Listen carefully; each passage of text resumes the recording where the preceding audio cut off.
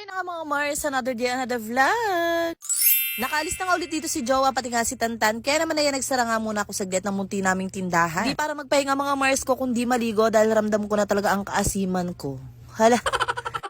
So sobrang iritang-irita na nga ako mga Mars ko at sabi ko talaga kailangan ko ng maligo para nga ma-refresh na naman ang aking kautak-utakan. Tapos maya-maya lang ayan dumating na nga si Jowa at galing na naman siyang palengke para nga mamili ng ibang paninda namin. Sanay na lang din talaga siya sa routine niya na kada nga maghahatid siya kay Tantan ay dadaan na nga siya sa palengke para bumili ng mga wala sa tindahan. And then syempre ayan nga ako at naiwan nga para magbantay ng tindahan at maglinis-linis dito sa bahay. Alam niyo naman after talaga mag-asikaso ng ating mga estudyante, nandiyan yung mga kalat-kalat. Parte na nga yun ng buhay-buhay natin. So ayan, sabi ko nga kay Jowa, ibantayan niya muna yung munting tindahan at tatapusin ko nga itong aking nililinis. Para nga kako kapag meron kaming gagawin ay hindi na nga masyadong irritable. And dito nga mga Mars ko, ayan, meron na namang bit-bit si Jowa na kakain-kainan dyan. At sino ba naman ako para umayaw? Syempre magdadagdag tayo ng soft drinks. Sabi nga ng mama ko, para saan pa ba at tayo nga ay nagnenegosyo o kumikita? Syempre para makakain, di ba?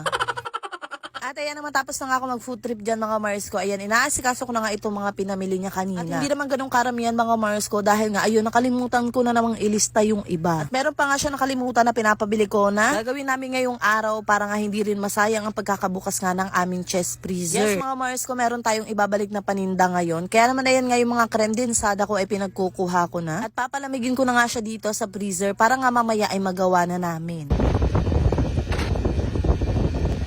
At alam ko na alam nyo na kung ano nga ba ang ibabalik natin na paninda today. So narealize ko kasi mga Mars ko na sayang rin talaga ang kuryente na tumatakbo kung puro yelo lang ang laman ng aming chest freezer. At since marami na rin talaga naghahanap ng paninda ko na yon, syempre for the go ibalik na natin yan. Lalo na nga ngayon ay na-cover months na naman, nandiyan na naman yung ka-food tripan natin ng mga dessert. Yung out of nowhere talaga magkikrave ka na lang sa mga ganong pagkain. Kaya naman ayan for the balik na talaga. Tapos dito nga mga Mars ko, ayan meron pala ako nakalimutan na buksan na parcel. So halos 2 weeks na nga pala nakatambak to at ngayon ko lang naalala na buksan, Diyos mo. Ewan ko na lang talaga kung sira nga to ay syempre hindi na natin mababalik kasi wala lang refund.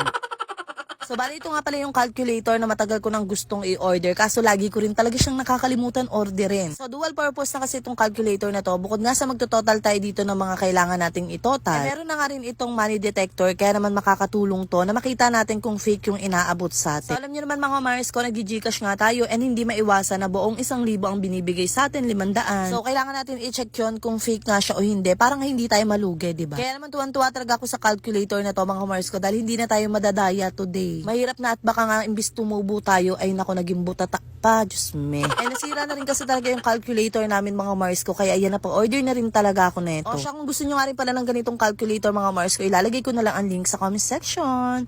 So yun lang, bye bye.